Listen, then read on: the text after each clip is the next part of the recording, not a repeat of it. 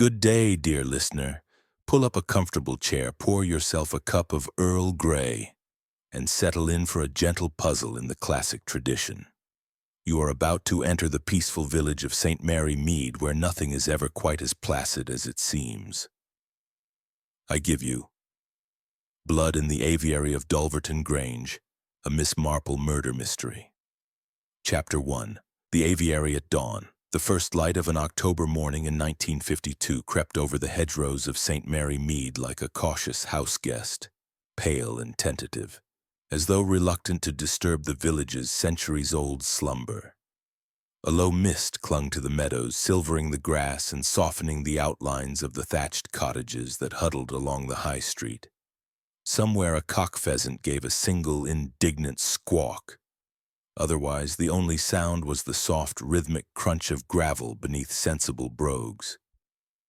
Jane Marple walked the winding path from the Grange's stable-yard toward the rose garden with the unhurried gait of a woman who had long ago decided that haste was the enemy of observation. She was staying with her old friends Colonel and Mrs. Arthur Bantry for the weekend, an arrangement that had become something of an autumn ritual ever since the Colonel's retirement from the Indian Army 5 years earlier. Dulverton Grange, a rambling red-brick manor built in the reign of Queen Anne, stood at the end of a lime avenue, its chimneys already sending up thin plumes of breakfast smoke into the pearl-gray sky. Miss Marple wore a dove-gray wool coat buttoned to the throat, a felt hat pinned at a precise angle, and carried in the pocket of her cardigan a half-finished lavender scarf and 2 bone-knitting needles that clicked together softly with every step, like a metronome keeping time for her thoughts. At 76, or was it 77, she could never quite remember. She had reached an age where the world had settled into comfortable patterns, yet she retained the curiosity of a child and the memory of a filing clerk. She had risen early, as was her habit. The household still slept. Mrs. Bantry would not appear before 9, the Colonel rarely before 8:30, and the maids were only now clattering teacups in the distant kitchen. Miss Marple liked these quiet hours. They gave her time to notice things. The way the dew lay heavier on the south-facing lawn, for instance, or the faint scent of wood smoke that meant old Mr. Polk at the forge had lit his fire earlier than usual. Little things, but little things were the alphabet of life. Her destination this morning was the aviary. It stood in the center of the rose garden like a crystal palace in miniature, an octagonal structure of wrought iron and glass, commissioned by the Colonel in 1947 to house his growing collection of exotic finches. The villagers called it the Bird Palace, though not without a touch of irony. Dulverton Grange was grand, but it was not Blenheim. Still, the aviary was the Colonel's pride. He had brought the first pair of Gouldian finches back from a sale in Harrogate, and since then the collection had grown. Zebra finches with their cheerful chatter, Java sparrows, a pair of scarlet-cheeked cordon bleu, and, most recently, 2 magnificent red-headed Gouldians whose iridescent plumage had cost more than the average villager earned in a month. Miss Marple reached the wrought iron gate that marked the entrance to the rose garden and paused to unlatch it. The hinges gave their usual faint squeak, note to self, remind Cherry to oil them, and she stepped through. The roses were past their best, petals browning at the edges, but the air still carried their faded sweetness, mingled now with the sharper tang of chrysanthemums from the cutting bed beyond. A robin hopped along the path ahead of her, cocked its head, decided she was harmless, and flew off toward the yew hedge. The aviary loomed ahead, its glass panes catching the first weak rays of sun and fracturing them into a kaleidoscope of pale gold. It was larger than one might expect, 12 feet across, 8 feet high, with a domed roof and a tiny copper finial in the shape of a parrot. A narrow door of the same wrought iron faced the path, secured by a Yale lock the Colonel had installed himself after a spate of cat incidents the previous spring. Inside, the floor was covered with fine gravel raked daily into perfect ripples. Perches of polished teak branched at varying heights. And at the center stood a small marble bird bath fed by a hidden pipe from the rainwater butt. Miss Marple approached the door and stopped. Something was wrong. The usual dawn chorus, those bright liquid trills and chirps that greeted every morning, was absent. No flash of emerald or sapphire wings against the glass. No impatient tapping of beaks on seed bells. Only silence, thick and unnatural, broken by the soft drip of condensation from the roof. Her eyes fell to the step. There, vivid against the gray stone, lay a single crimson feather. It was long, perfect, the exact shade of fresh arterial blood. A Gouldian feather, unmistakable. She bent stiffly, joints protesting, and picked it up between gloved fingers. It was warm still, as though only recently shed. Miss Marple straightened and peered through the glass. The perches were empty. Every cage door, there were 12 in all, arranged in a neat circle, stood open. Seed bells swung gently, untouched. The bird bath held a film of water but no ripples, and on the central teak perch, directly beneath the dome, lay Colonel Arthur Bantry. He was on his back, one arm flung out as though in greeting, the other curled across his chest.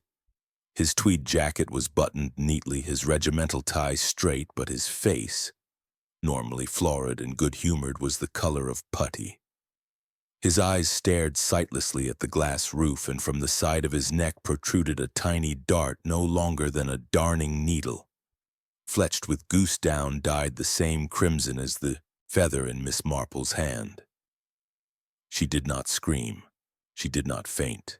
She simply stood very still, cataloging details with the precision of a naturalist pinning butterflies.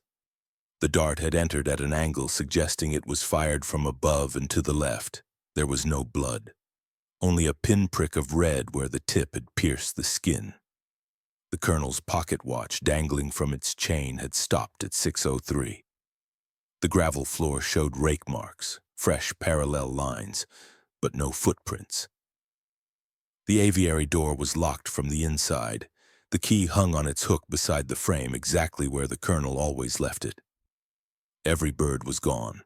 Not one fluttered in panic against the glass. Miss Marple's mind raced, but her pulse remained steady. She had seen death before, on the Somme, as a VAD nurse, in the Blitz, in the quiet bedrooms of St. Mary Mead, where old age finally claimed its due. This was different. This was arranged. She stepped back, careful not to disturb the feather, and surveyed the surroundings. The rose beds were undisturbed. The gravel path bore only her own footprints and, yes, faint impressions of the colonel's heavy brogues leading to the aviary, but none leading away. The dew on the lawn was unbroken except for a narrow trail from the potting shed to the yew hedge, then vanishing. The garden gate, 50 yards distant, stood ajar. Its hinges, she noted, were newly oiled. No squeak this morning. A sudden sound, a soft thump from inside the aviary. Miss Marple turned sharply. One of the seed bells had swung against the glass, dislodged by a breath of wind through the open cage doors. Nothing more. Yet her eyes caught something else. A small mirror, no larger than a lady's compact, fixed to the inside of the furthest cage. It was angled to reflect the door. Anyone entering would see their own image, and the birds, trained to the reflection as a companion, would remain calm. She tried the door handle. Locked. The colonel must have locked it behind him, as was his habit then. What? Been attacked from within? But the dart suggested a projectile. From where? Miss Marple circled the aviary slowly, peering through each pane. On the eastern side, where ivy climbed thickly up the iron frame, she found it. A tiny hole in the glass, no wider than a sixpence, drilled clean through and concealed by a leaf. The edges were smooth, professional. A blowpipe, perhaps, or a child's pea-shooter adapted for deadlier purpose. The ivy leaves around it were crushed, as though someone had stood there recently, pressing close. She completed her circuit and returned to the door. The crimson feather still lay on the step, She picked it up again, turning it in the light. Gouldian finches did not molt in October. This feather had been plucked, deliberately. A church clock struck 6:30 in the distance, St. Mary Mead's ancient tower, reliable as the tides. Miss Marple glanced at her own watch. 6:32, the colonel had been dead perhaps half an hour. Rigor had not yet set in. His fingers were still flexible. She did not touch him. She had learned long ago to leave that to the police, but she noted the faint smell of bitter almonds. Not cyanide, she thought, something subtler. Curare, perhaps. She had read of it in a missionary's memoir. Paralyzes the lungs. Death in minutes. Painless, if one could call such a thing painless. Behind her, a twig snapped. Miss Marple turned to see Cherry, the housemaid, hurrying along the path with a tray of early tea things. The girl was 19, round-cheeked and given to dramatics. Miss Marple, cook said you were, oh. Cherry's eyes widened. The tray tilted. A cup rattled in its saucer. Is that the colonel? Is he? Dead, I'm afraid, Miss Marple said calmly. Put the tray down, dear, and run to the house. Wake Mrs. Bantry gently. Tell her the colonel has had an accident. Then telephone Dr. Haydock and ask him to come at once. After that, ring Inspector Craddock at Much Benham. Tell him it's urgent. Cherry's mouth opened and closed like one of the missing finches. But the birds? Where are the birds? That, said Miss Marple, is part of the puzzle.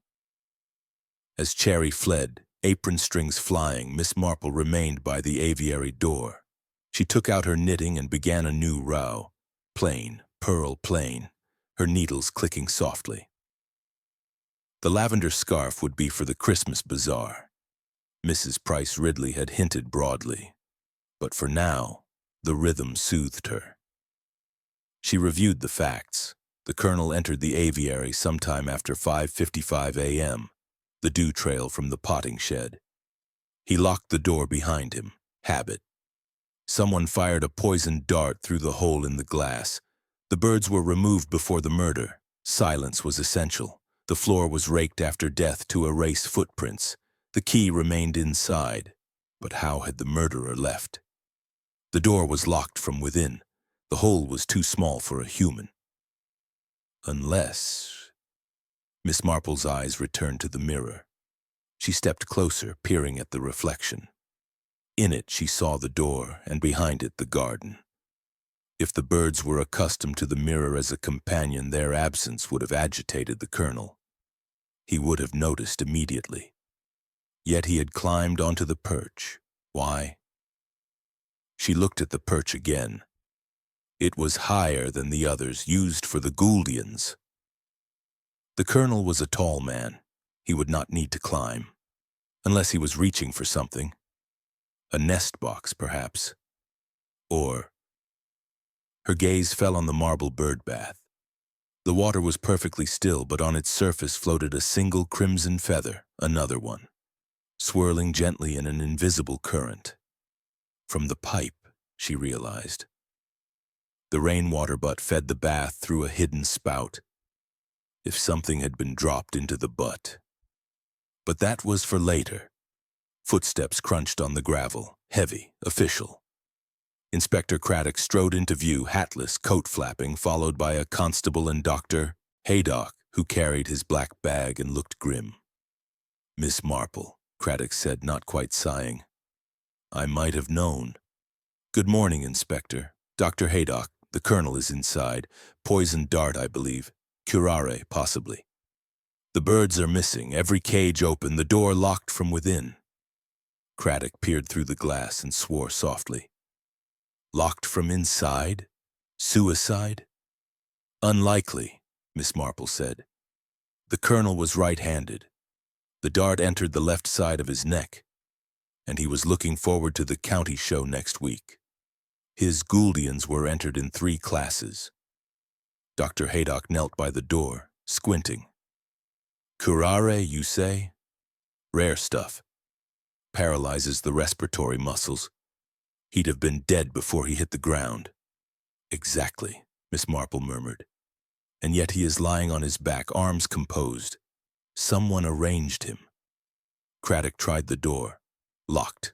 He rattled it, then stepped back, scanning the glass. Hole in the pane, ivy side. Blowpipe? Possible, Miss Marple said. But the birds?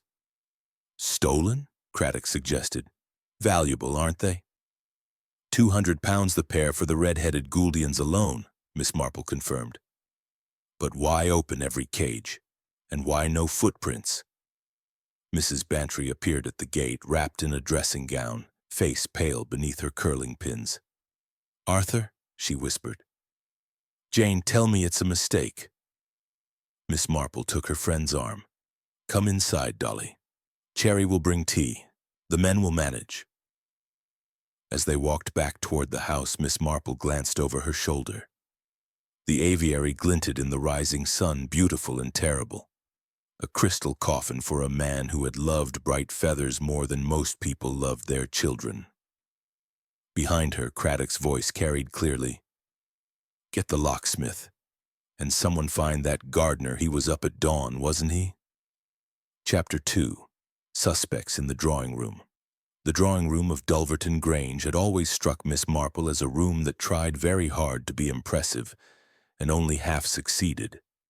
It was large, certainly, 25 feet by 18, with a molded plaster ceiling depicting Apollo in his chariot. But the carpet was a faded Axminster whose roses had long ago surrendered to the tread of countless boots, and the chintz sofa sagged in the middle like a tired dowager. Still, on this October morning in 1952, with a coal fire crackling in the atom grate and the scent of toast drifting in from the breakfast room, it felt almost cozy.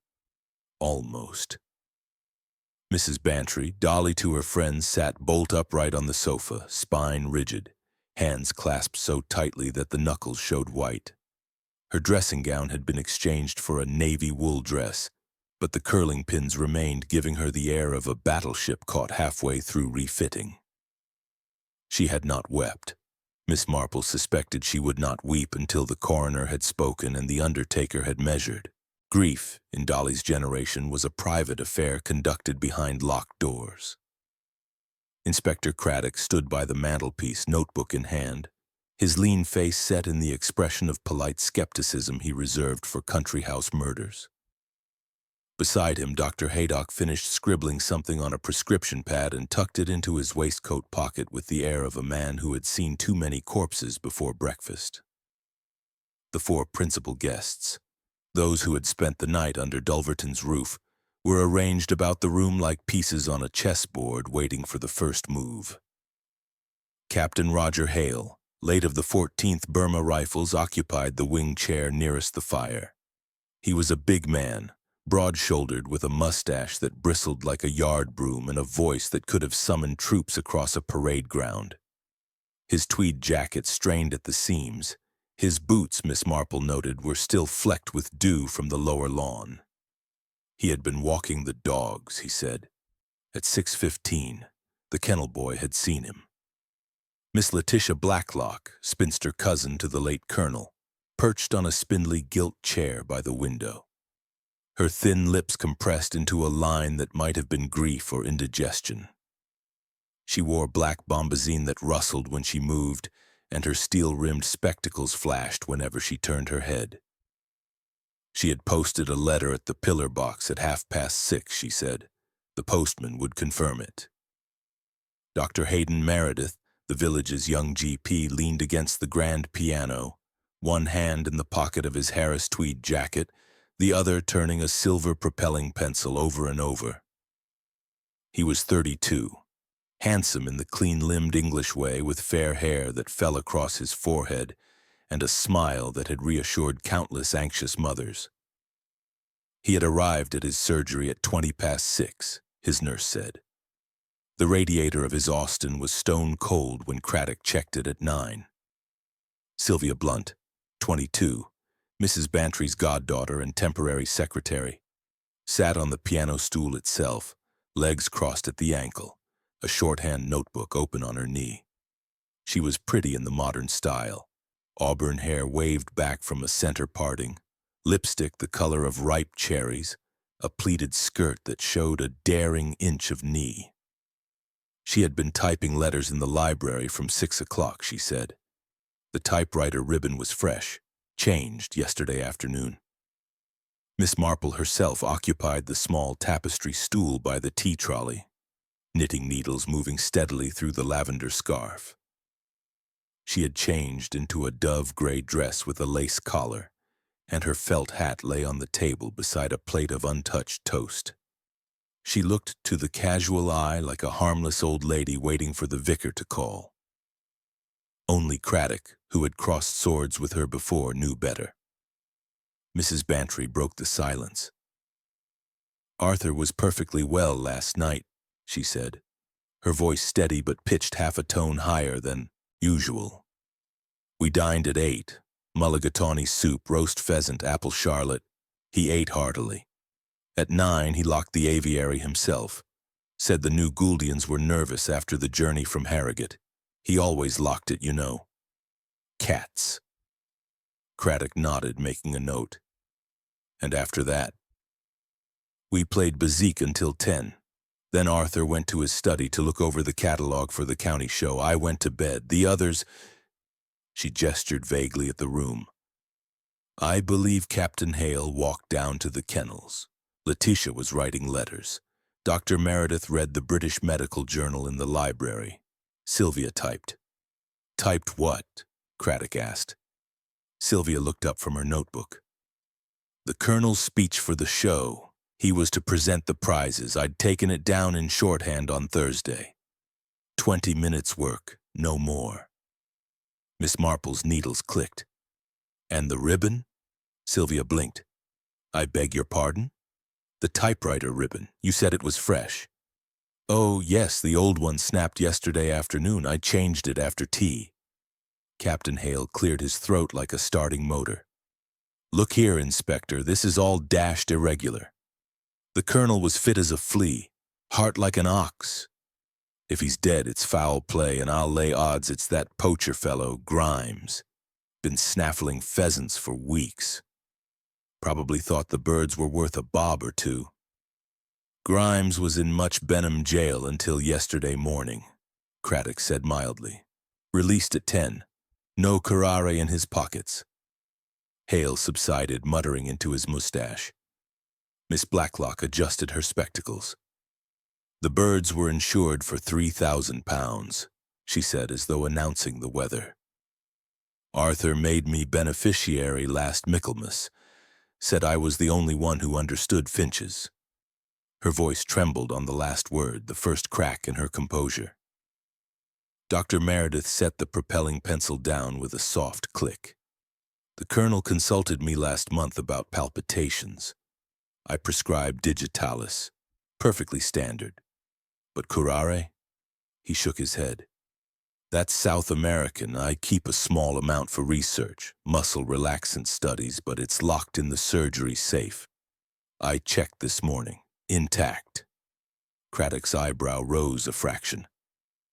"You keep curare in the village?" 5 milliliters, enough for a dozen experiments. Enough, I suppose, for one murder." Meredith's smile was wintry. Mrs. Bantry poured coffee with a hand that had almost stopped shaking. The cups rattled faintly in their saucers as she passed them round. Miss Marple accepted hers with a murmur of thanks and added precisely 1 lump of sugar. She sipped, watching the room over the rim. Captain Hale took his black no-sugar and cradled the cup as though it were a grenade. "The Colonel and I had words yesterday," he admitted suddenly, "about a medal, Burma Star. He claimed I'd exaggerated my part in the Chindit business. Said I'd pinned it on upside down at the regimental dinner. Dash it, man was obsessed with accuracy." "Enough to quarrel?" Craddock asked. "Enough to box if we'd been 30 years younger. But murder? Good Lord, no." Miss Blacklock sniffed. "Arthur quarreled with everyone. It was his hobby." Sylvia laughed, a short, nervous sound. "He quarreled with me on Thursday. Said my shorthand was modern scribble. Threatened to sack me if I didn't improve. Mrs. Bantry set her cup down with a clink. Arthur threatened to sack everyone at least once a week. It meant nothing. Miss Marple's needles paused. And yet someone took the threat seriously enough to act before the county show. The Gouldians were entered in 3 classes. A clean sweep would have raised their value considerably. Silence fell, broken only by the tick of the ormolu clock on the mantel. It was 11:15. Craddock closed his notebook. I'll need formal statements. Captain Hale, your walk with the dogs. Miss Blacklock, the pillar box. Dr. Meredith, your surgery log. Miss Blunt, the typewriter. Mrs. Bantry. He hesitated. My condolences. Mrs. Bantry inclined her head. Find who did this, Inspector. Arthur deserved better than a dart in the neck. As the others filed out, Hale stomping, Blacklock rustling, Meredith pocketing the pencil, Sylvia gathering her notebook, Miss Marple lingered by the tea trolley. She lifted the lid of the silver cake stand. Inside lay a single slice of seed cake, untouched. A crumb had fallen onto the linen cloth. She brushed it gently into her palm and slipped it into her pocket. Craddock noticed. Evidence, Miss Marple? Observation, Inspector. The colonel was partial to seed cake. He always took 2 slices at 11. Whoever arranged breakfast knew his habits and chose not to serve it in the aviary this morning. Craddock's eyes narrowed. Meaning? Meaning the murderer was someone who knew the colonel would enter the aviary alone at dawn without his usual elevenses. Someone who had watched him for weeks. She resumed knitting. Plain, pearl, plain. The lavender scarf grew by 1 row. Outside the window, the rose garden lay bathed in pale sunlight. The aviary glinted like a jewel box. Somewhere inside, the police photographer's flashbulb popped, preserving the scene for posterity. Miss Marple watched a constable emerge carrying a brown paper evidence bag. Inside, she knew, would be the crimson feather, the dart, the stopped pocket watch. Mrs. Bantry appeared at her elbow. Jane, what aren't you telling me? Miss Marple patted her friend's hand. Only that the birds hold the key, Dolly. Finches are creatures of habit. They do not vanish without reason, nor do they open their own cages. She glanced at the departing suspects. Hale was lighting a pipe, the match flaring briefly against his weathered cheek. Blacklock clutched a black handbag as though it contained the crown jewels. Meredith paused to speak to the constable, gesturing toward the ivied wall. Sylvia lingered on the terrace, staring at the aviary with an expression Miss Marple could not quite read, fear perhaps or calculation. The clock struck the half-hour. In the hall, the grandfather clock, usually wound by Sylvia at 9, remained silent. Stopped, Miss Marple recalled, at 8:57 last night. She tucked the crumb into a twist of paper and returned to her knitting. 4 suspects, 4 motives, 4 alibis, each with a crack no wider than a sixpence, yet wide enough perhaps for the truth to slip through. The game, as the colonel might have said, was afoot. Chapter 3. Feathers and Footprints. By 12:30, the rose garden had become a quiet battlefield. Constables in rolled shirt sleeves moved in slow arcs, eyes fixed on the gravel as though the answer might be spelled out in pebbles. A photographer from Much Benham crouched beside the aviary, flashbulbs popping like summer lightning. Dr. Haydock had pronounced death at 6:03 a.m., give or take 2 minutes, and retreated to his surgery with the air of a man who had delivered too many verdicts before lunch. Inspector Craddock stood at the aviary door, arms folded, watching his sergeant measure the distance from the ivied hole to the central perch with a tape that glinted silver in the sun. Miss Marple had not returned to the house. She sat on the stone bench beneath the pergola, knitting bag at her feet, the lavender scarf now long enough to drape across her knees.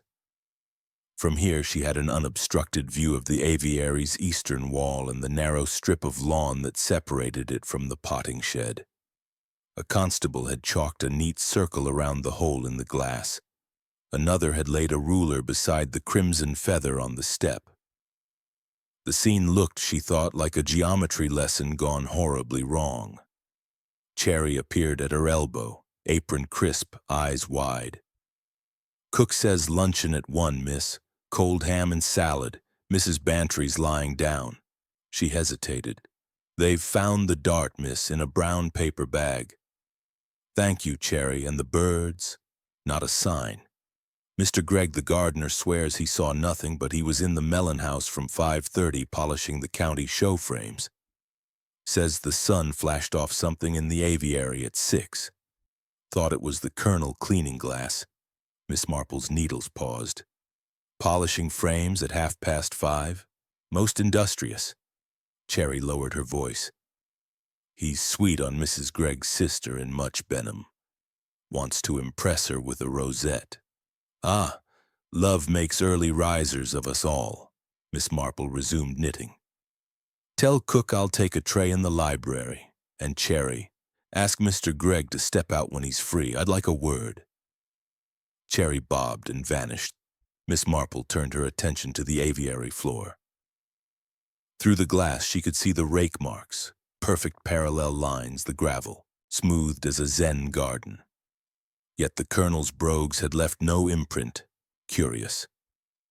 Either he had walked on air or the floor had been raked after he fell. Craddock emerged, wiping his forehead with a large white handkerchief. "Miss Marple, you'll catch chill." "Fresh air is excellent for the circulation, Inspector. What have you learned?" He glanced over his shoulder, then lowered his voice. "Darts yew wood, hand-carved, fletched with goose-down dyed crimson, exactly matching Gouldian plumage. Poisons curare, confirmed by Haydock. Paralysis in under a minute. No footprints inside or out except yours and the colonel's leading to the door. Door locked from within, key on the hook. Every cage open, birds gone, Gouldians worth 200 apiece on the black market. And the hole? Drilled clean, 1/4-inch bit. Ivy crushed where the shooter stood. Height suggests someone 5'6" to 5'9". Reachable from the stone bench if you stretch." Miss Marple nodded. "The mirror?" Craddock blinked. "What mirror?" She pointed. "Inside the furthest cage, angled to reflect the door. The colonel installed it last spring, said the birds were calmer seeing their own reflections. A companion, he called it." Craddock peered through the glass. "Clever. Means the birds wouldn't flutter if someone entered, but they're gone." "Precisely. Removed before the murder. Silence was essential. The colonel would have noticed their absence immediately. He counted them every morning like a sergeant major." A constable approached with the evidence bag. Inside, the dart, the feather, a tiny glass vial stoppered with cork. "Found this in the ivy, sir, empty, smells of bitter almonds." "Curare again," Craddock muttered. "Premeditated." Miss Marple stood, folding her knitting. "May I see the aviary floor, Inspector?" He hesitated, then unlocked the door. The air inside was warm, humid, scented with seed and cedar shavings. The perches gleamed. The birdbath held its single crimson feather, now bagged. Miss Marple stepped carefully onto the gravel. The rake marks were indeed fresh, made with a bamboo rake she recognized from the potting shed. She knelt, skirts pooled, and examined the central perch. A faint smudge of blood, no larger than a sixpence, marked where the dart had entered. The colonel's pocket watch lay beneath, crystal cracked, hands frozen at 6:03. She straightened. The murderer raked the floor after death, from the doorway, using the long hoe.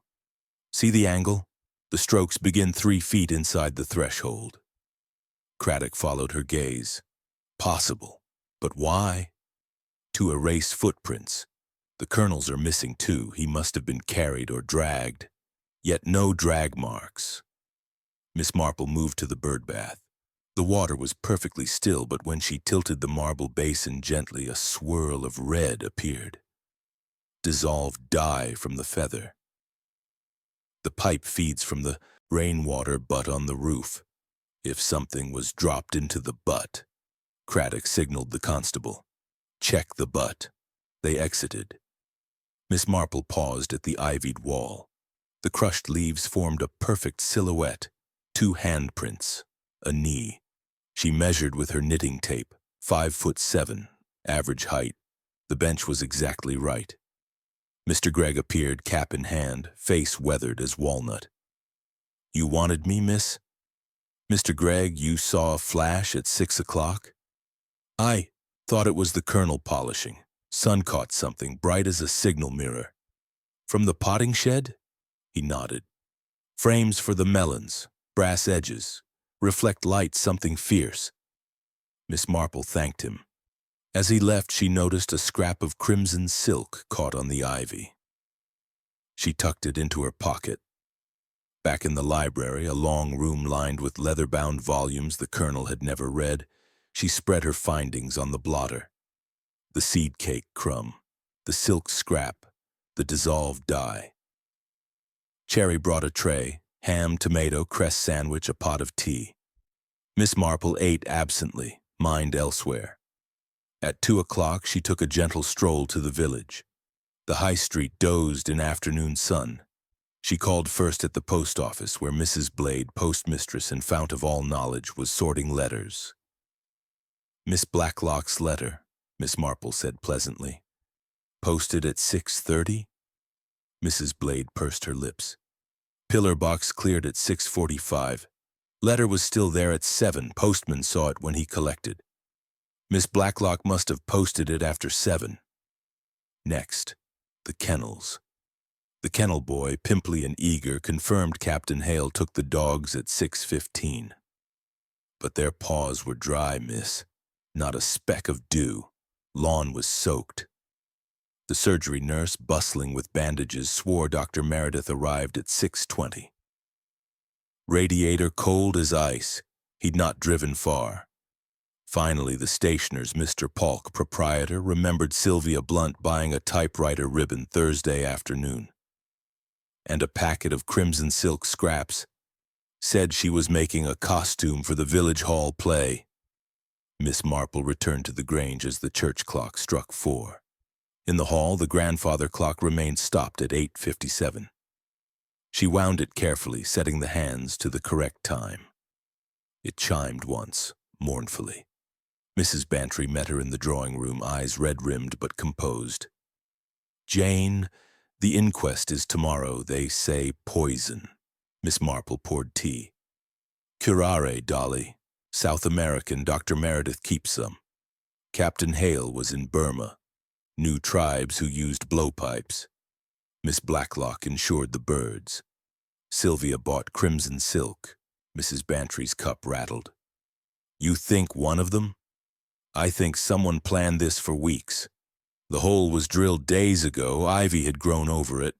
The dye in the bird bath, Gouldian feathers, don't dissolve. Someone plucked a feather, dyed it, fletched the dart to match. The birds were removed to silence them. The rake erased footprints. The locked door was meant to suggest suicide or impossible crime. But the key was on the inside because the murderer never entered. The dart was fired through the hole.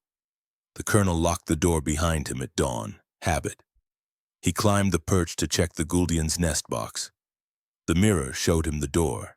He turned, saw the reflection of the blowpipe, too late. Mrs. Bantry paled. And the birds? Hidden. Alive, I think. Worth more that way. The thief needed silence, but not death. Miss Marple opened her notebook. She had sketched the aviary from memory. Hole at 5'7", height, mirror angled 45° marks from doorway. Dew trail from potting shed, yew hedge. Vanished crimson silk and ivy seed cake crumb. Colonel's habit. Stopped clocks. Hall 8:57, pocket 6:03. She underlined the dew trail. Someone left before the lawn was walked, before 6. The potting shed has a side door to the lane. No do there. Mrs. Bantry stared. You think the birds were smuggled out at night? Or very early? The murderer returned at dawn to fire the dart, rake the floor, lock the door from outside with a duplicate key, then toss the real key back through the cage bars to hang on the hook. The mirror reflected the motion. The colonel never noticed. But the door was locked from inside. With the key on the inside hook, a simple trick, a bent wire, a child's fishing rod, the rake hoe has a telescopic handle, extends to 6 feet. Mrs. Bantry sank into a chair. Jane, you make it sound possible. It is, but we need the birds and the duplicate key. Miss Marple rang the bell. Cherry appeared. Ask Captain Hale, Miss Blacklock, Dr. Meredith, and Miss Blunt to join us at the aviary in 10 minutes, and bring the long hoe from the potting shed. As Cherry left, Miss Marple opened the French window. The garden lay golden in late sun. Somewhere a finch trilled, brief, startled. She smiled. The birds were closer than anyone thought. Chapter 4. The Alibi Clock. The sun had slipped behind the yew hedge by the time the little party reassembled in the rose garden. Yet the light still held a mellow, honeyed quality that made the aviary glow like a lantern.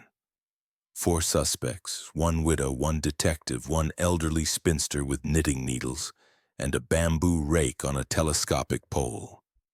The ingredients for an equation only Miss Marple could solve. Inspector Craddock had agreed to the demonstration with the weary air of a man who has learned that resistance is futile. He stood beside the aviary door, notebook closed for once, arms folded. Mrs. Bantry, wrapped in a Shetland shawl despite the mildness, hovered at his elbow. Cherry, eyes round as saucers, carried the rake as though it were Excalibur. Captain Hale arrived first, pipe clenched between teeth, boots crunching. What's all this, then? Reenactment? Observation, Miss Marple corrected mildly. Please stand where you were at 6:15, Captain.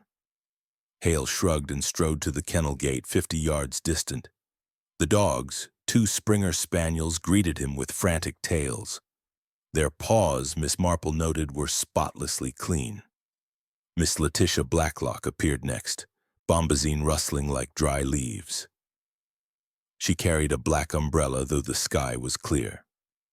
I've a Women's Institute meeting at 7, she announced. This is most inconvenient.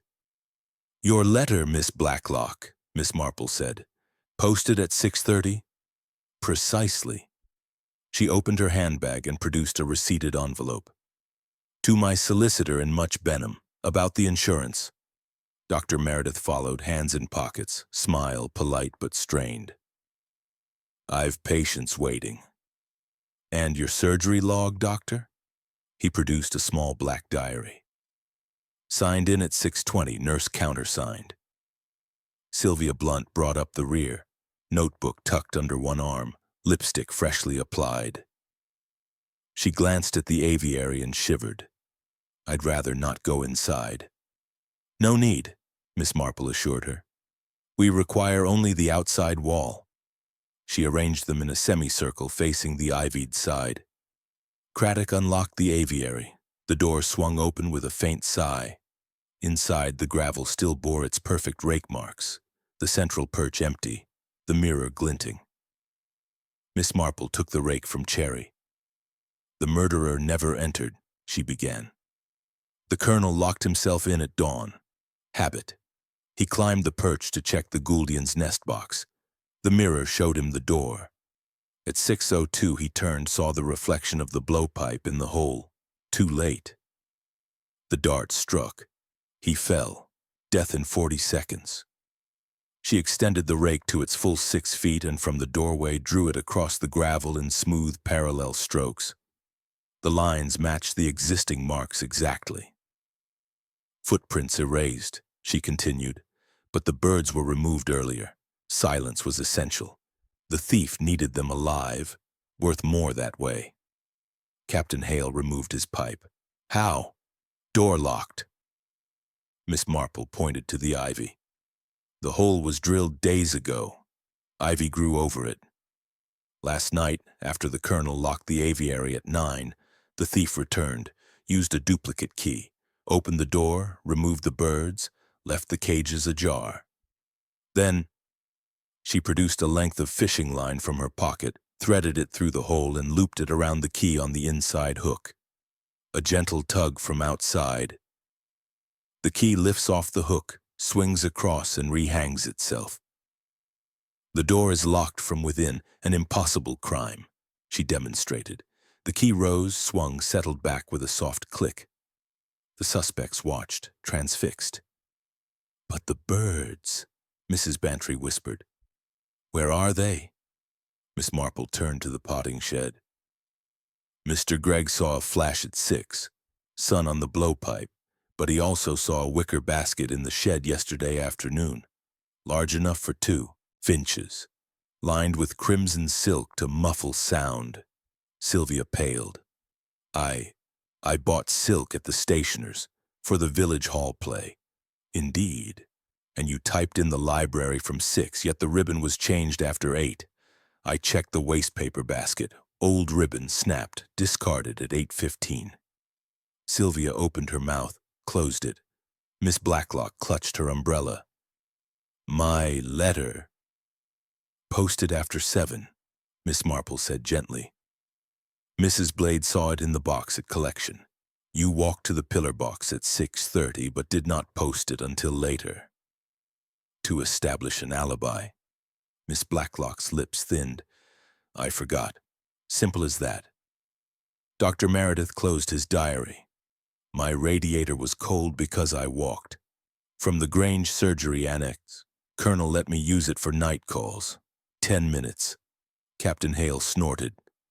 Dog's paws dry because I exercised them on the terrace flags at 6:15. Kennel boy mistaken about time." 4 alibis, each cracked like old porcelain. Craddock stirred. "Duplicate key?" Miss Marple beckoned Cherry. "In the potting shed, dear. Top shelf, behind the seed tins." Cherry returned with a Yale key, bright and new. "Engraved Aviary spare. Mr. Gregg says Miss Sylvia borrowed the original last week. Said she'd lost her library key." Sylvia's cheeks flamed. "I returned it." "After making an impression in soap," Miss Marple said. "The village ironmonger cut a duplicate Thursday. I telephoned." Silence fell, broken only by the distant coo of a wood pigeon. Mrs. Bantry found her voice. "Sylvia? But why?" Miss Marple faced the girl. "You forged the Colonel's war memoirs. A London publisher advanced £500. He discovered the forgery Thursday, threatened exposure. The Gouldians were to be sold to cover the debt. You removed them last night, hid them in the potting shed. Returned at dawn to fire the dart, rake the floor, lock the door with the duplicate, toss the real key back through the bars. But you forgot 3 things." She held up fingers. 1, the hall clock. You wound it every evening at 9. Last night you forgot, stopped at 8:57 to give yourself an alibi window. 2, the seed cake crumb. The Colonel always took 11s in the aviary. You knew he'd be alone at dawn, no tray served. 3, the birds. Alive they'd sing. You broke their necks to silence them, hid the bodies in the wicker basket. But Gouldians don't molt crimson feathers in October. The dart's fletching was plucked from a live bird. Then the bird was killed to hide the evidence. Sylvia laughed, high and brittle. "Clever old woman. But the birds are dead. No witnesses." Miss Marple smiled. "Except the mirror." At 5:56 the sun caught the blowpipe. Mr. Gregg saw the flash, and the humidity gauge. She pointed to a small dial inside the aviary. "Yesterday, 68%. This morning, 92%. Someone opened the door hours earlier to acclimatize substitute birds. Died sparrows, perhaps, to fool the Colonel until the sale." She turned to the potting shed. "Cherry, the basket." Cherry emerged carrying the wicker basket, lid askew. Inside, 2 dead Gouldians, necks broken, feathers dulled with dye residue, and beneath them a scrap of paper. Return by Friday or insurance lapses. LB Miss Blacklock gasped. That's my handwriting. Forged, Miss Marple said. Left slanted, you are right-handed, Miss Blacklock. Sylvia practiced in the library, waste paper basket again. Sylvia bolted.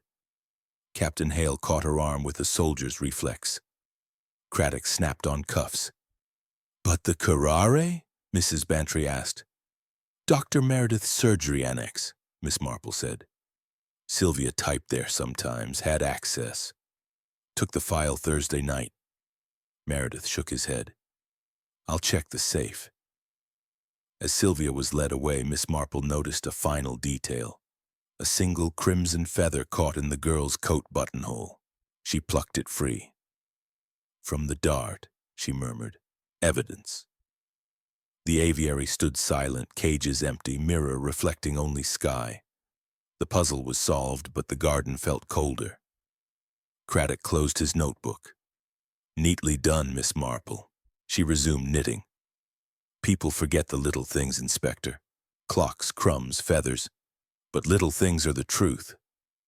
Mrs. Bantry touched the aviary door. Arthur loved his birds. And someone loved money more, Miss Marple said softly. But the birds are dead, a high price for silence.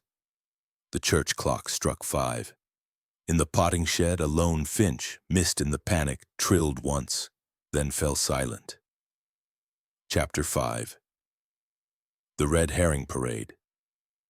The inquest was held the following morning in the village hall, a low brick building that normally smelled of floor polish and Women's Institute jam.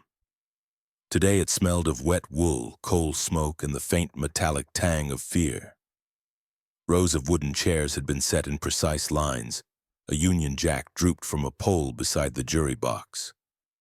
The coroner, Dr. Wilkinson from Much Benham, sat behind a baize-covered table, spectacles glinting like ice. 12 good men and true, farmers, shopkeepers, one retired admiral, shifted uncomfortably in their Sunday suits. Miss Marple sat 3 rows from the front, knitting a pair of bed socks in heather mixture. Mrs. Bantry, veiled in black, occupied the bench beside her. The suspects were scattered like chess pieces awaiting check. Captain Hale in the back row, pipe unlit. Miss Blacklock bolt upright in the center aisle. Dr. Meredith near the window, studying his nails. Sylvia Blunt in the dock, pale but composed, handcuffs replaced by a stern policewoman's grip on her elbow. The coroner cleared his throat. We are here to determine the cause of death of Colonel Arthur Bantry, late of Dulverton Grange, found deceased in his aviary on the morning of October the 15th. Inspector Craddock gave evidence. First, time of discovery, position of body, locked door, poisoned dart, missing birds. He spoke in clipped sentences, each fact landing like a pebble in a pond. Ripples of whispers followed. Dr. Haydock followed.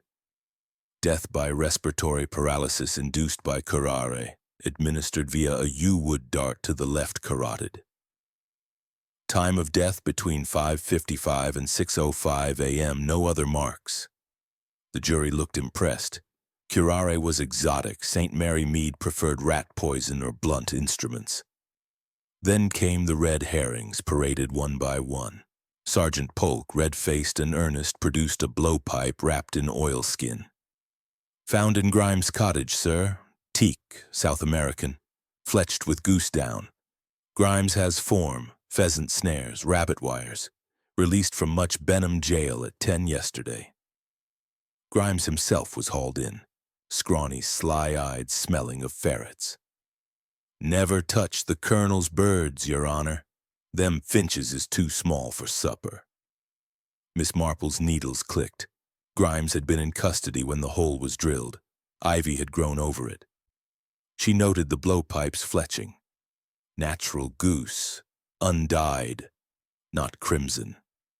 The coroner dismissed Grimes with a warning. The jury looked disappointed. Poachers were traditional. Captain Hale took the stand, mustache bristling. Colonel Bantry acquired a pair of sacred finches from Prince Hakun Sa in 43. War booty, he called it. Prince swore vengeance. He's in London now, Claridge's. Alibi tight as a drum. A telegram was read. Regret inability to attend. Deepest condolences. Sacred birds will be avenged in next life. Hakun Sa. The Admiral snorted. Poppycock, reincarnation indeed. Miss Marple smiled into her knitting.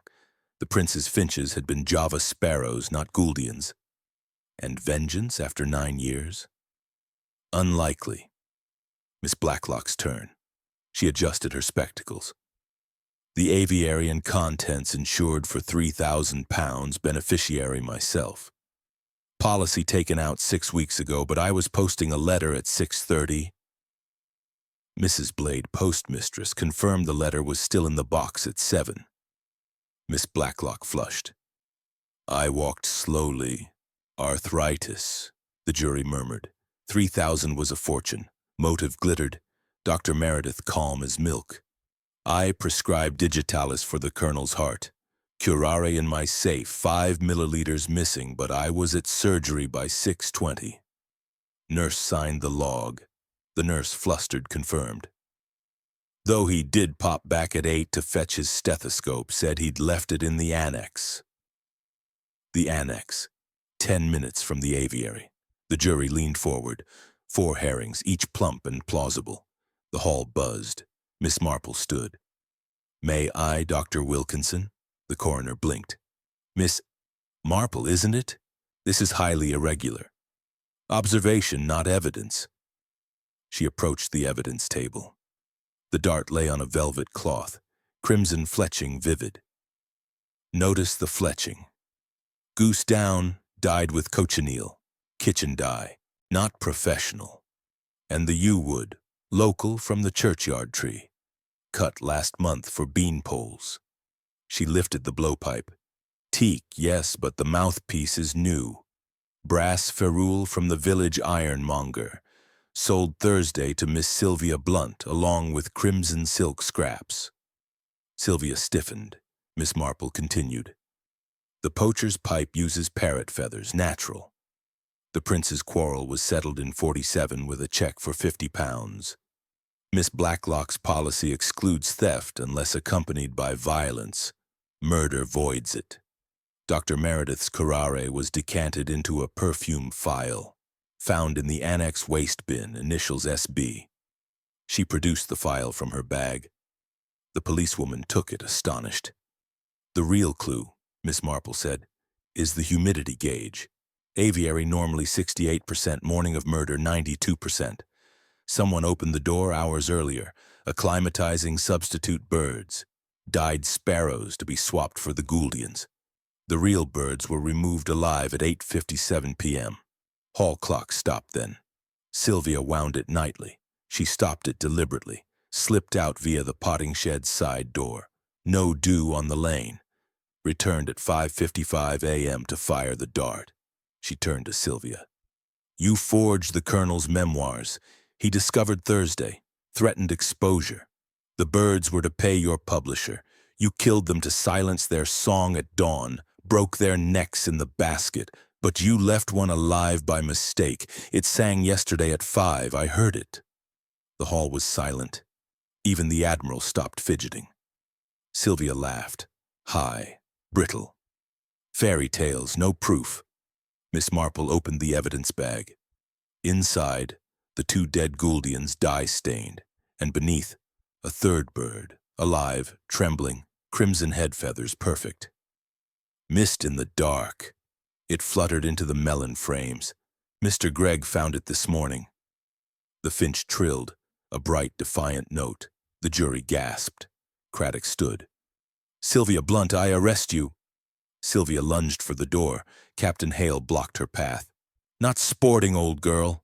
She collapsed, sobbing. He was going to ruin me. The book was all I had. The coroner banged his gavel. Verdict: murder by person or persons known, case to assizes. As the hall emptied, Miss Marple gathered her knitting. Mrs. Bantry touched her arm. Jane, how did you know about the live bird? Finches pair for life, Dolly. 2 dead, 1 missing. The song at 5 was lonely, only 1 voice. The mate was dead. Outside, the October sun broke through cloud. The aviary glinted, empty but for the mirror, reflecting a single crimson feather caught in the ivy. Miss Marple paused at the gate.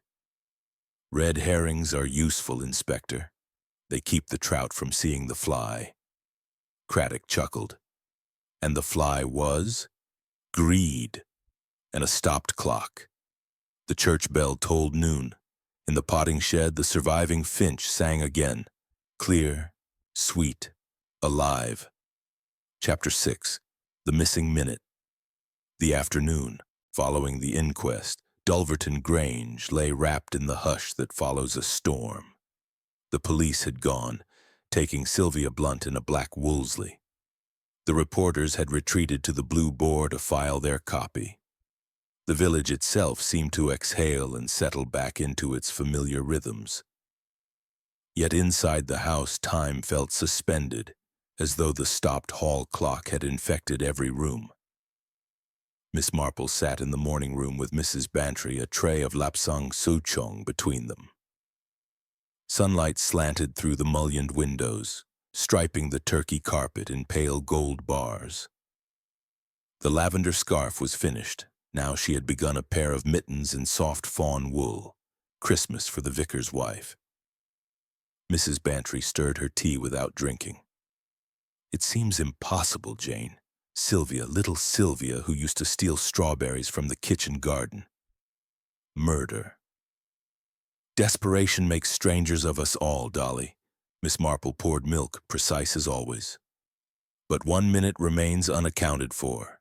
The crucial minute between 5:59 and 6 and all. Sylvia fired the dart at 5:59, sun flash on the blowpipe.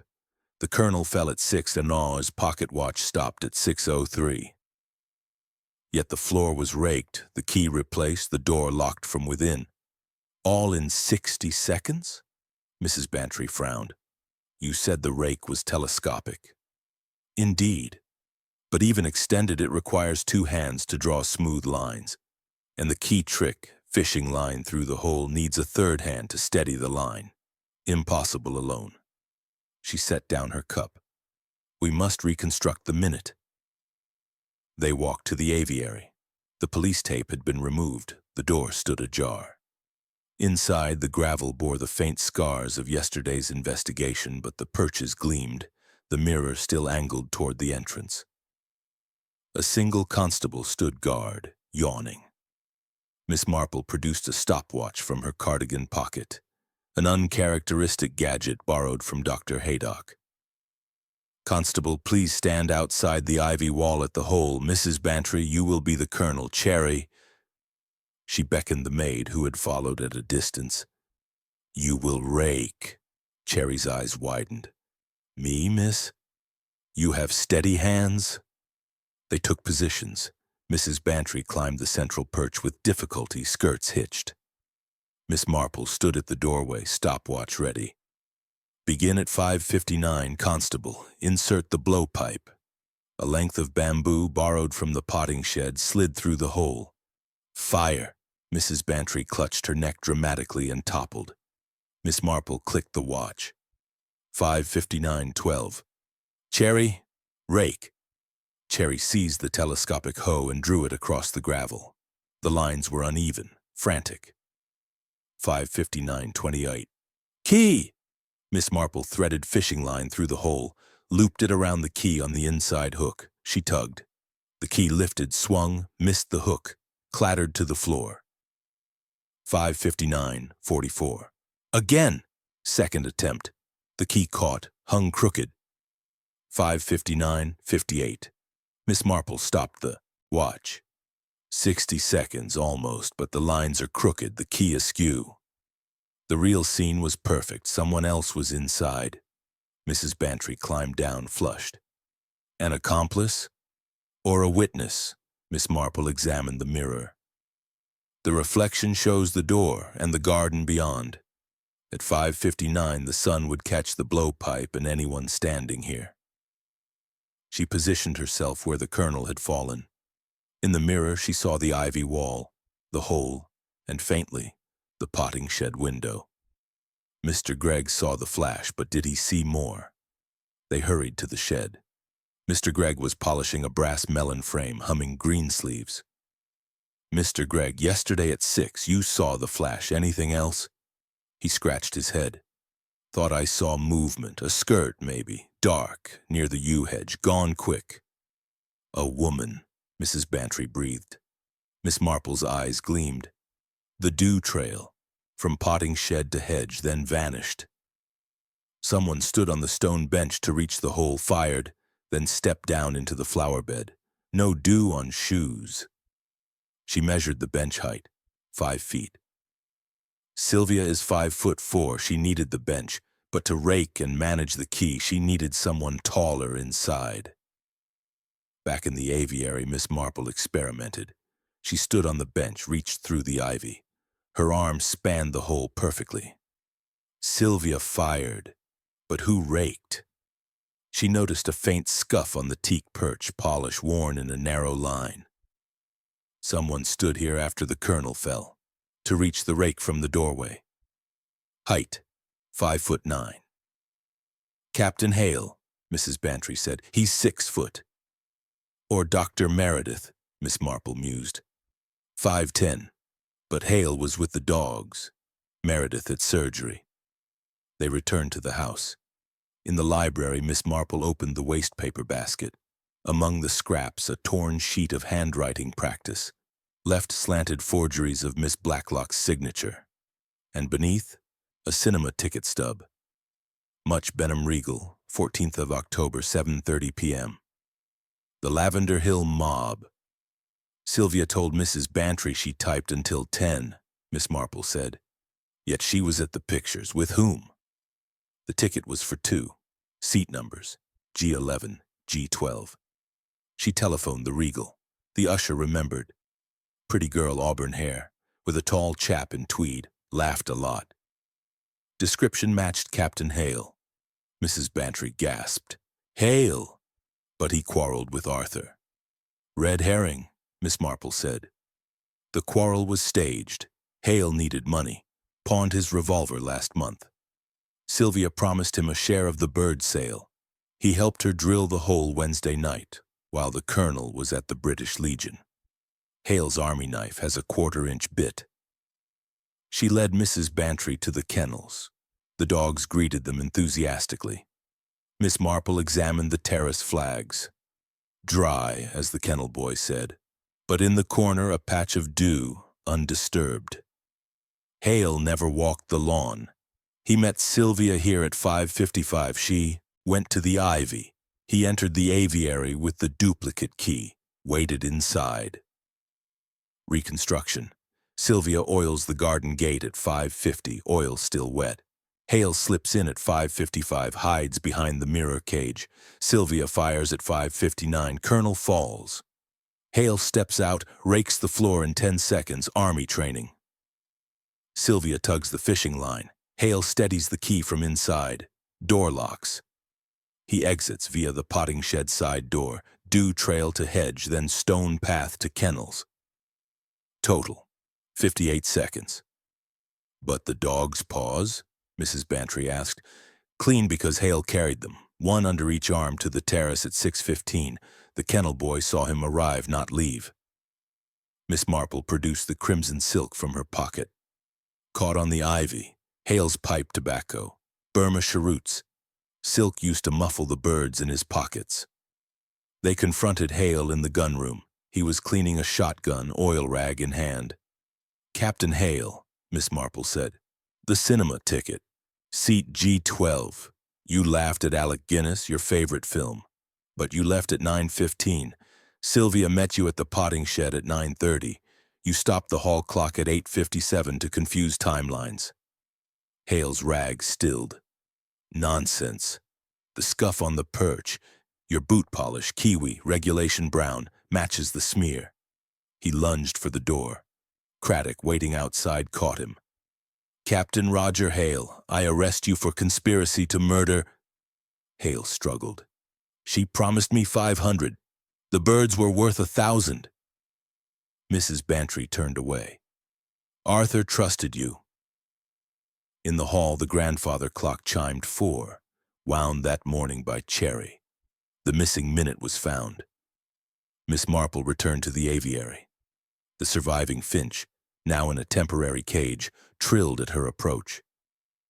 She opened the door. It hopped to the perch, cocked its head. "Free," she whispered. The bird flew out, a streak of crimson against the October sky. The mirror reflected only empty sky now.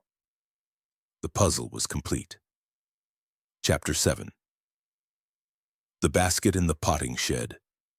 The light was thinning to a pewter haze when Miss Marple stepped into the potting shed for the second time that day. The air inside was thick with the smell of leaf mold, paraffin, and the faint sweetness of overripe apples stacked in crates. A single bulb dangled from a frayed cord, throwing a cone of yellow over the workbench. Mr. Gregg had gone home. The place felt abandoned, yet every shadow seemed to watch. She closed the door behind her and stood quite still, letting her eyes adjust. The wicker basket sat exactly where Cherry had found it, on the middle shelf, lid askew, a corner of crimson silk peeping out like a guilty tongue. Miss Marple lifted it down with both hands. It was heavier than expected. She set it on the bench and opened the lid. 2 dead Gouldian finches lay side by side, necks twisted at unnatural angles, their once brilliant head feathers dulled by a film of cheap scarlet dye. Beneath them, folded small, was a scrap of notepaper. She unfolded it carefully. "Return by Friday or the insurance lapses, L.B." The handwriting sloped left, deliberately forged. Miss Blacklock wrote with a stiff right-handed upright. Someone had practiced in the library wastebasket. Miss Marple had retrieved 3 crumpled sheets that morning, each more confident than the last. She laid the note aside and lifted the birds one by one. Rigor had set in. Their tiny claws were curled like burnt paper. She turned the first bird gently. On the breast, almost hidden by the dye, was a faint pinprick, no larger than a full stop. She fetched her magnifying glass from her knitting bag. A needle mark. Not the dart. Something finer. She examined the second bird. The same. She sniffed delicately. A ghost of bitter almonds. Cyanide. The birds had been poisoned before their necks were broken. Why? She replaced them and closed the lid. Then she began a methodical search. The shed was 12 feet by 10, every inch crammed. Seed tins lined one wall, labels in the colonel's impatient scrawl, Canary Mix, Finch Special, Gouldian number 3. A row of flower pots stood like soldiers. On a hook hung the telescopic rake, its bamboo joints still flecked with gravel. She extended it fully, 6 feet, and laid it across 2 crates to measure reach. From the doorway to the central perch, exactly 5 feet 11 inches. A tall person could rake without entering fully. She noted the angle of the existing marks. They began 3 feet inside the threshold and swept outward in perfect parallels. Army drill ground precision. She moved to the workbench. Beneath a pile of seed catalogs lay a small tin box, Player's Navy cut, repurposed. Inside, a 1/4-inch drill bit, bright steel, a trace of green glass dust on the tip. Aviary glass. Beside it, a folded sheet of emery paper and a scrap of yew wood shaved to the exact diameter of the dart. She slipped the lot into an envelope. Next, the windowsill. A smear of something waxy. Soap. She scraped a sample with her penknife. Soft, lavender-scented. The colonel's shaving soap. Someone had pressed the original Yale key into it to take an impression.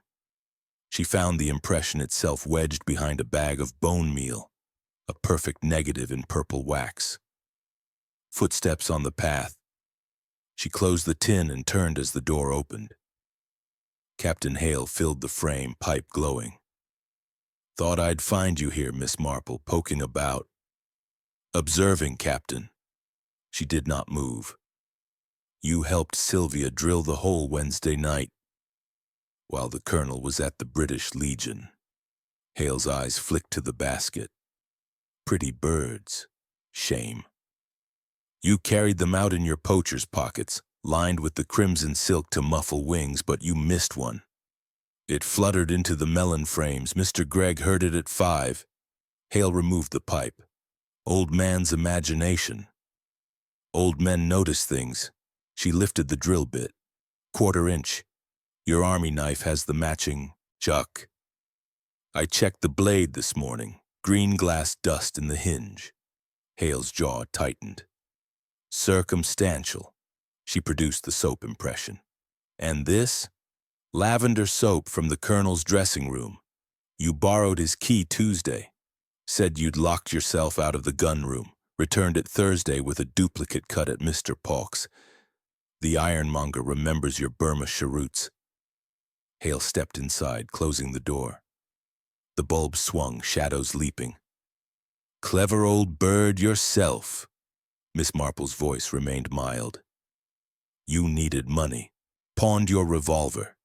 Sylvia promised 500 for the birds, another 5 for the murder. But you quarreled with the colonel over the Burma Star, staged to deflect suspicion. You stopped the hall clock at 8:57 Wednesday. Sylvia wound it nightly. You knew the household would notice. Hale's hand went to his pocket. Enough. He drew a service revolver, Webley Memca 4, the same he claimed to have pawned. The barrel glinted. Miss Marple did not flinch. You pawned a replica, Captain. The pawnbroker in Much Benham described a dented barrel. This one is pristine.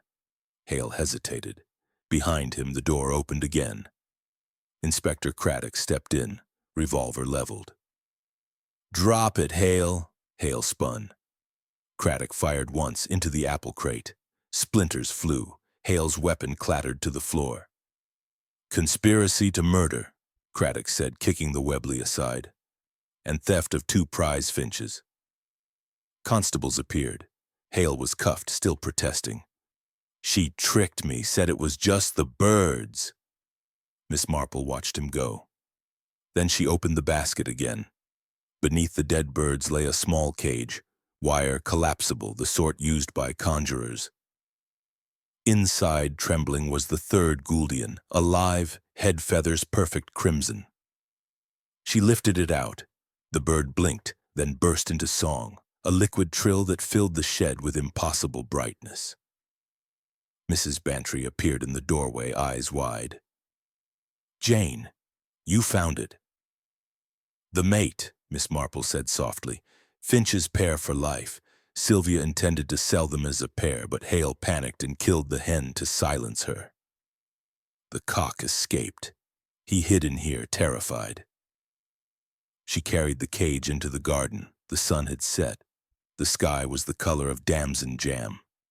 She opened the wire door. The finch hopped to the rim, cocked its head, then launched into the dusk, a streak of fire against the dark. Mrs. Bantry watched it vanish over the yew hedge. Free. As it should be. Miss Marple closed the cage. But the basket tells the whole story. Look.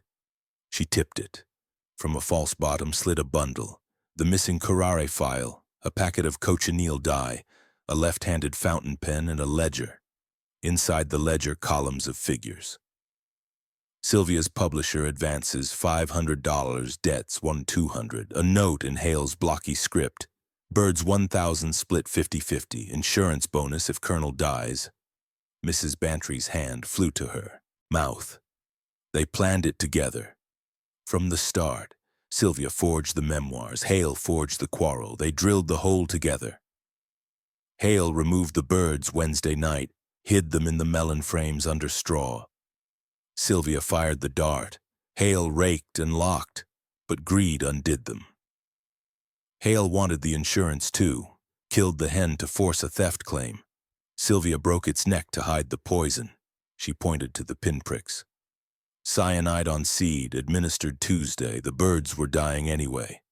Hale panicked, broke the necks to speed silence. Craddock joined them, notebook open.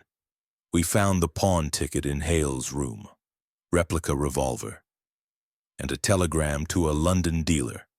Pair Gouldians ready Friday, $1,000 cash. Sent Thursday. Miss Marple nodded. The basket was the handover point. Hale was to collect it at dawn, cycle to Much Benham Station, train to London. Sylvia would claim theft, collect insurance. But the live bird escaped, and the dye on the dead hen didn't match. Cochineal fades in sunlight. The dealer would have spotted the fraud. She folded the ledger. Greed, desperation, and a wicker basket. The oldest trap in the world. The church clock struck 6. In the aviary, the mirror caught the last light, reflecting an empty perch and a single crimson feather drifting to the gravel. Miss Marple picked it up. From the cockbird, he shed it in terror. But he lived.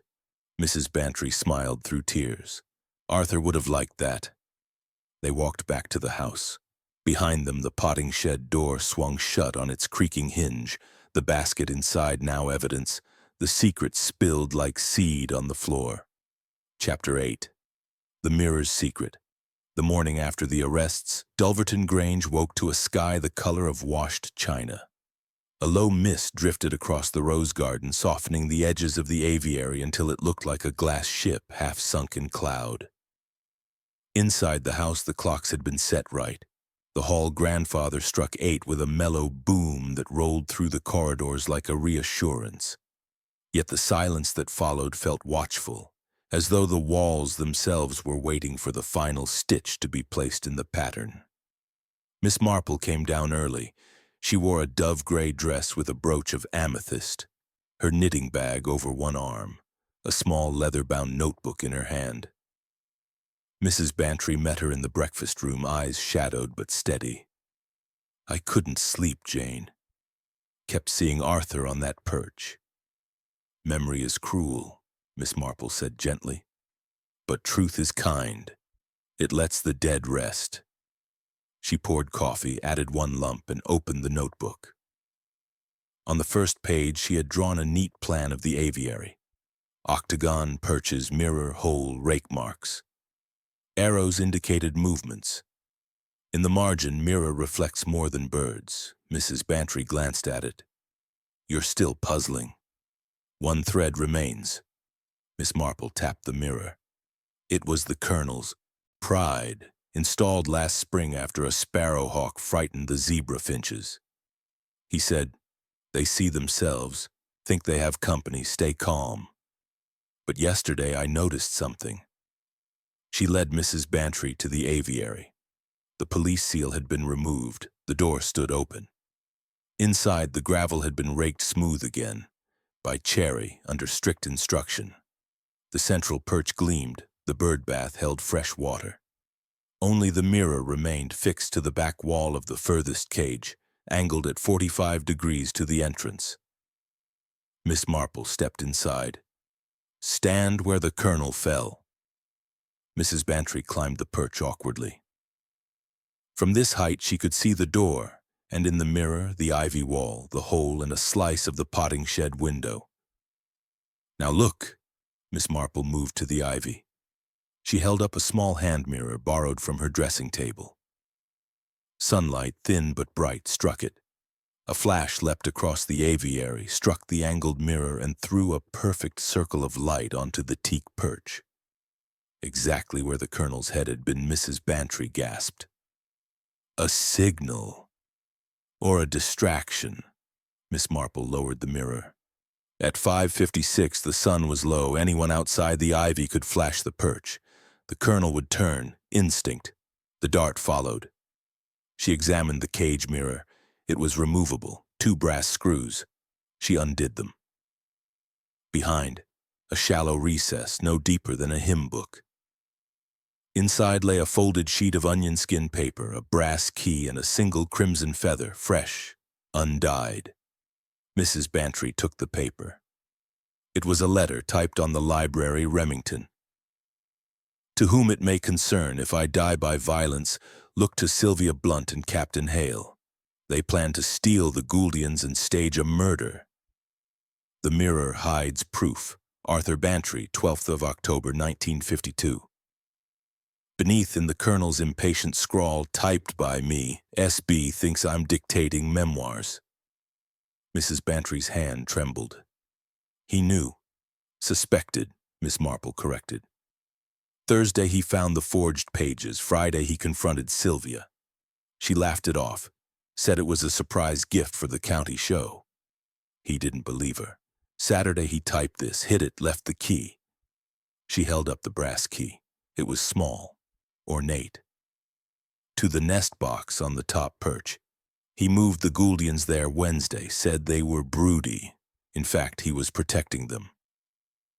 They climbed the perch together. The nest box was cedar latched. The key turned sweetly. Inside, not eggs, but a bundle wrapped in oilskin. Miss Marple unwrapped it. A second ledger, identical to the one in the basket, but in the colonel's hand. Entries in red ink. The mirror was his witness, she said. He knew they'd used the hole, drilled it themselves. He angled the mirror to reflect the flash, hoped someone would notice.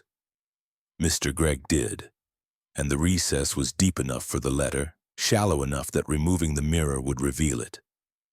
She replaced everything, re-screwed the mirror. The colonel arranged his own detection. They stepped outside. Cherry waited with a tray. Seed cake, the colonel's favorite. She had baked it at dawn, tears in the mixture. Miss Marple took a slice. He would approve. Mrs. Bantry wiped her eyes. But Sylvia and Hale, they're caught. One detail remains. Miss Marple led the way to the potting shed. The wicker basket was gone. Evidence now. But on the bench lay the collapsible cage, wire twisted where the escaped finch had forced an exit. She opened it. Inside the lining, a second feather and a smear of blood, human. Type O, Haydock would confirm. Hale's thumb cut on the wire when the bird fought. Proof Hale carried the birds, Miss Marple said. Sylvia fired, Hale transported, but the cock-bird pecked him, escaped through the melon frames. Hale searched, couldn't find it in the dark. Left the hen dead in the basket. She produced the cinema ticket from her pocket. They met at the Regal to plan the final timeline. Hale laughed too loudly at the robbery scene. Ironic. The usher remembered because he spilled pipe tobacco on the carpet. Mrs. Bantry managed a smile.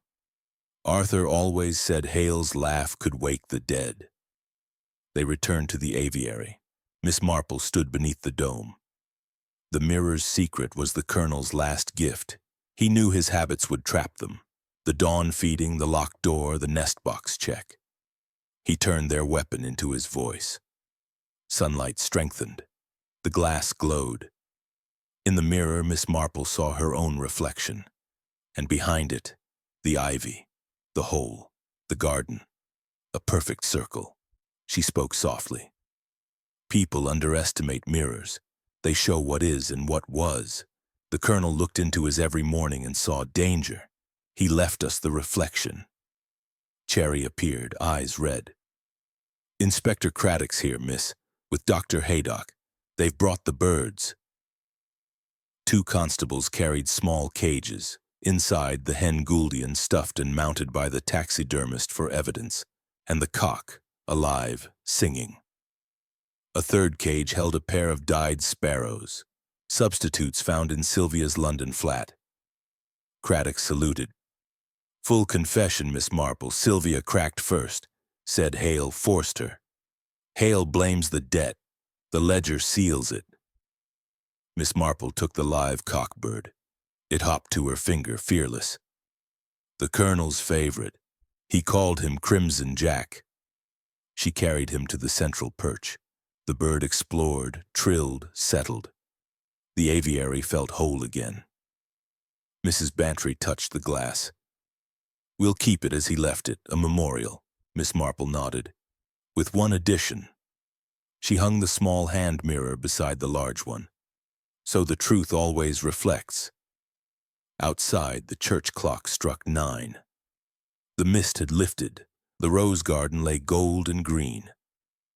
Somewhere a second finch answered Crimson Jack, a wild descendant perhaps, or hope. Chapter 9. Confrontation at Siam the Perch. The drawing room of Dulverton Grange had never felt so small. Afternoon light, thick and golden, poured through the tall sash windows and pooled on the faded Axminster like melted butter. Every chair was occupied, every eye fixed on the center of the rug where Miss Marple stood, small and gray and utterly composed. A ball of fawn wool in one hand, knitting needles in the other. The lavender mittens were nearly finished. Only the thumb gusset remained. Mrs. Bantry sat on the sofa, spine straight, hands clasped in her lap as though holding herself together. Inspector Craddock leaned against the mantel, notebook closed for once. He knew the facts by heart. Dr. Haydock stood by the French doors, arms folded, face grim. Cherry hovered with a fresh pot of tea no one wanted. The four suspects, Sylvia Blunt, Captain Hale, Miss Letitia Blacklock, Dr. Hayden Meredith, formed an uneasy semicircle. None had been charged yet. Craddock had insisted on one last reconstruction. They thought it theater. Miss Marple knew it was judgment. She began without preamble. On the night of October 14th, Colonel Bantry typed a warning and hid it behind the aviary mirror. He knew death was coming. He left us the reflection to solve it. Today we return the favor. She laid the colonel's ledger on the tea table. The room stilled. Entry October 10th. Sylvia asks to borrow aviary key, refused. 11th. Drilling at night, Hale with torch. 12th. Soap impression found. 13th. Birds moved to nest box. 14th. They will strike tomorrow, tell Jane Marple. Sylvia's laugh cracked like ice.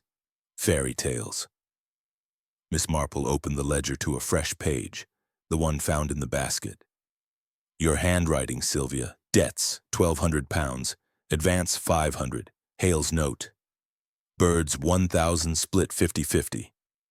Hale's pipe clattered to the hearth. Lies. Truth, Miss Marple said. The mirror saw everything. She led them to the aviary. The gravel had been raked smooth again, the perches polished. Crimson Jack, the surviving Gouldian, trilled from his temporary cage on the bird bath. The large mirror gleamed. Beside it hung the small hand mirror catching sunlight. Positions, Miss Marple said. Mrs. Bantry climbed the central perch, Colonel. Sylvia was placed outside the ivy wall, blowpipe in hand. Hale inside near the doorway, telescopic rake ready. Miss Blacklock and Dr. Meredith were seated on the stone bench, witnesses. 5:55 a.m., Miss Marple announced. Sylvia oils the garden gate, still wet when I checked. Hale slips in via potting shed side door. No dew on boots. He waits behind the mirror cage. She clicked Dr. Haydock's stopwatch. 5:56, sunrise. Sylvia steps onto the bench, flashes the hand mirror. Light strikes the aviary mirror, circles the perch. The colonel turns. Instinct.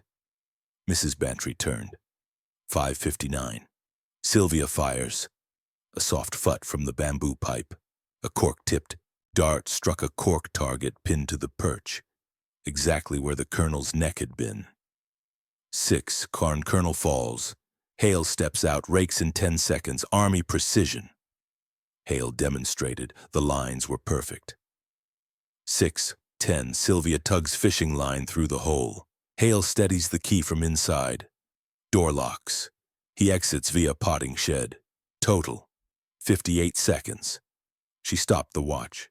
Silence. Sylvia's voice shook. Clever parlor trick. Miss Marple opened the nest box. Inside, the oilskin bundle. She unwrapped the colonel's warning letter. He typed this Saturday. You thought he was dictating memoirs. He knew you forged them, found the practice sheets in the wastebasket. She produced the sheets, left slanted forgeries of Miss Blacklock's signature. You planned to frame her for insurance fraud. The note in the basket. Return by Friday or insurance lapses. Your handwriting, Sylvia. Miss Blacklock gasped.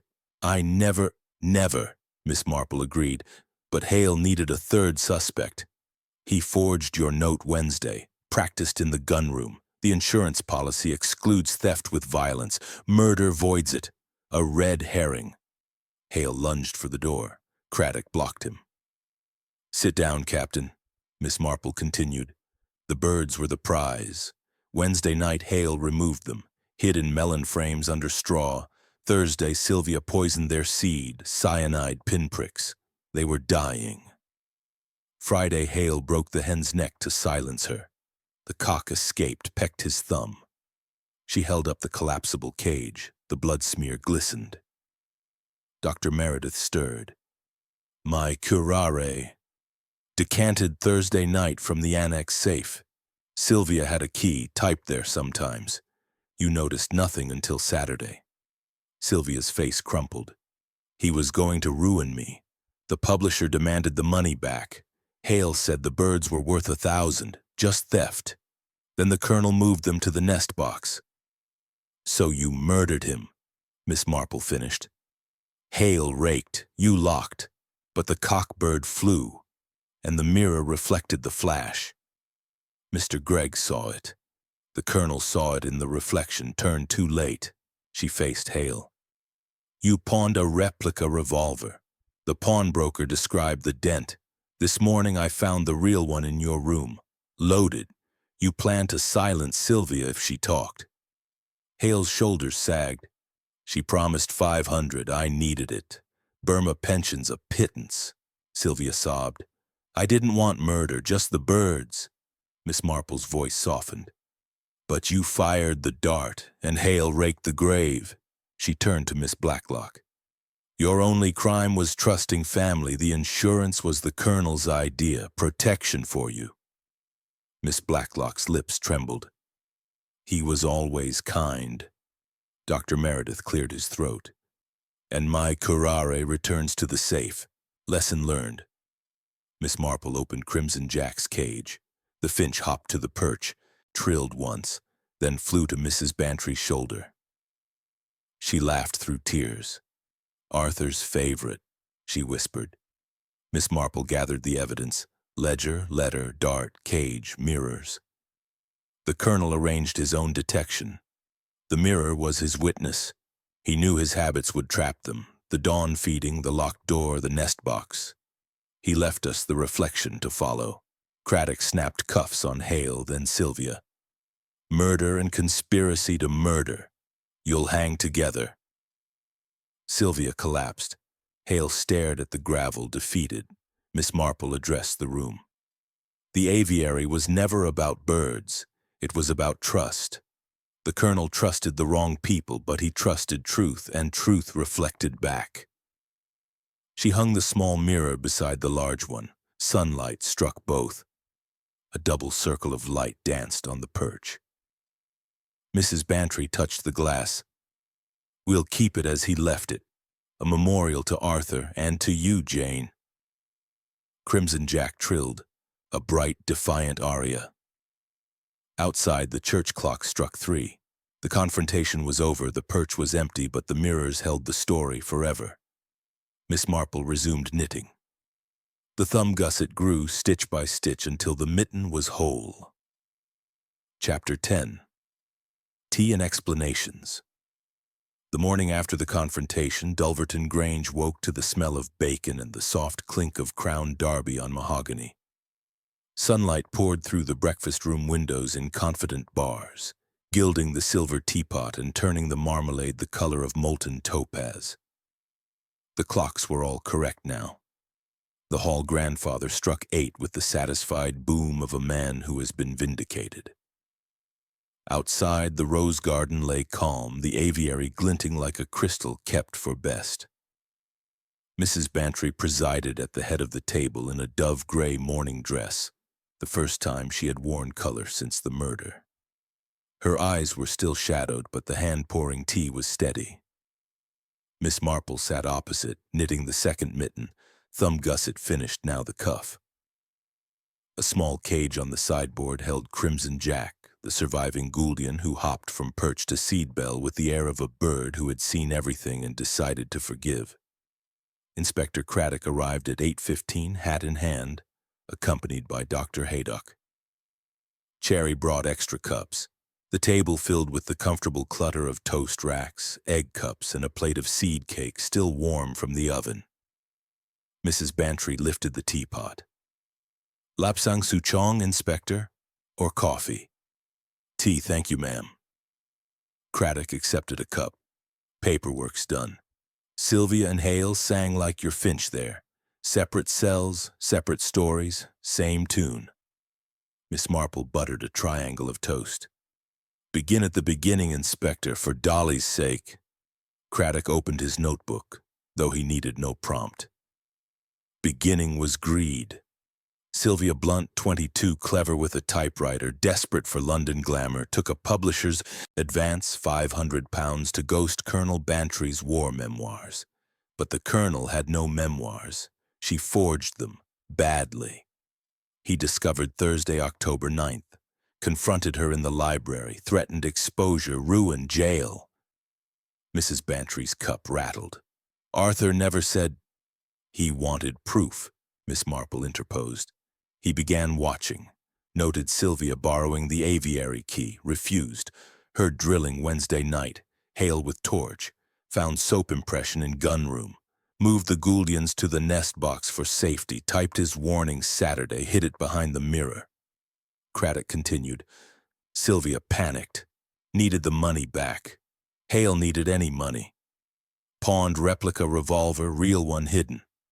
They met at the Regal Cinema Tuesday, planned theft. Hale drilled the hole Wednesday while the Colonel was at the British Legion. Sylvia made duplicate key Thursday. He sipped tea. Friday night, 8:57 p.m. Hall clock stopped deliberately. Sylvia slipped out via potting shed side door. No dew on lane. Hale followed. Removed birds from cages, hid in melon frames under straw. Left cages open to suggest panic. Returned to house separately. Sylvia forgot to wine clock, alibi window. Miss Marple poured milk. Saturday dawn. 5:50. Sylvia oils garden gate. 5:55. Hale enters aviary with duplicate, waits behind mirror cage. Sylvia outside ivy on bench, flashes hand mirror. Sun strikes aviary mirror. Circle of light on perch. Colonel turns. 5:59. Sylvia fires Carrare dart through hole. Colonel falls. Hale rakes gravel. 10 seconds. Sylvia tugs fishing line. Hale steadies key. Door locks from within. Hale exits via potting shed. Dew trail to yew hedge. Then stone path to kennels. Carries dogs to terrace at 6:15. Paws dry. Mrs. Bantry set down her cup. The birds? Poisoned Friday. Cyanide on seed. Dying anyway. Hale broke hen's neck to silence her. Cock pecked his thumb, escaped into frames. Hale searched, failed. Left hen in basket with forged blacklock note, red herring. Dr. Haydock spoke. Curare from my annex safe. Sylvia had key, decanted Thursday, enough for one dart. Craddock closed the notebook. Colonel's ledger behind mirror sealed it, his warning letter. The live bird, Crimson Jack, sang at 5 yesterday, confirmed timeline. Miss Marple laid the finished mitten beside its mate. The mirror was the Colonel's genius. He knew they'd use the hole. Angled reflection to show the flash.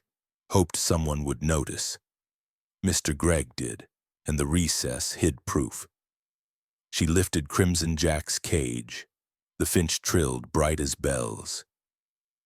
He called this one Jack, after his Batman in Burma. Jack survived because the Colonel moved the pair to the nest box. Hale never looked there. Mrs. Bantry smiled through tears. Arthur always said birds were smarter than people. Indeed. Miss Marple opened the cage. Jack hopped to the table, pecked a crumb of seed cake, then flew to the windowsill. Sunlight caught his crimson head like a crown. Craddock stood. Case closed. Sylvia and Hale to assizes. Theft, forgery, murder. They'll hang. Mrs. Bantry rose. Before you go, Inspector, one last thing. She led them to the aviary. The gravel was raked smooth, perches polished. Both mirrors hung side by side, large and small, reflecting the garden, the sky, the empty perch. On the bird bath stood a bronze plaque, newly affixed, in memory of Colonel Arthur Bantry, who trusted feathers and truth. Crimson Jack flew in through the open door, settled on the perch, trilled once. A second finch, wild descendant perhaps, answered from the yew hedge. Mrs. Bantry touched the plaque. "We'll keep the aviary as he left it, open to the village. Children can feed the birds, Jack stays." Miss Marple hung the small mirror so it caught the plaque. "Reflection for reflection, the Colonel sees justice done." They returned to the house. Cherry had laid morning tea in the drawing room. Lapsang, seed cake, anchovy toast. The fire crackled. The ormolu clock ticked. Mrs. Bantry poured. "Jane, how did you know about the mirror recess?" "The Colonel told me last spring. Secret compartment for emergencies," he said. "Like a campaign desk." I remembered when the large mirror seemed thicker than glass. Craddock accepted cake. And the live bird? Finch's pair for life. 2 dead, 1 missing. The song at 5 was lonely. Only one voice. The mate was dead. Dr. Haydock raised his cup. "To Colonel Bantry and to Miss Marple, who sees what others miss." Miss Marple smiled. "I see patterns, Doctor. People are like knitting. Pull one thread, greed, desperation, a stopped clock, and the whole unravels." She lifted the mittens. "For the Christmas bazaar," Mrs. Price Ridley hinted. Mrs. Bantry laughed, the first real laugh since the murder. Arthur would have grumbled about the price. Outside, Crimson Jack and his wild mate darted above the rose beds, crimson against green. The aviary door stood open, sunlight poured in. The mirrors caught it, doubled it, sent it dancing across the gravel in perfect circles. The puzzle was complete. The tea was hot. The finches sang. Dulverton Grange was at peace.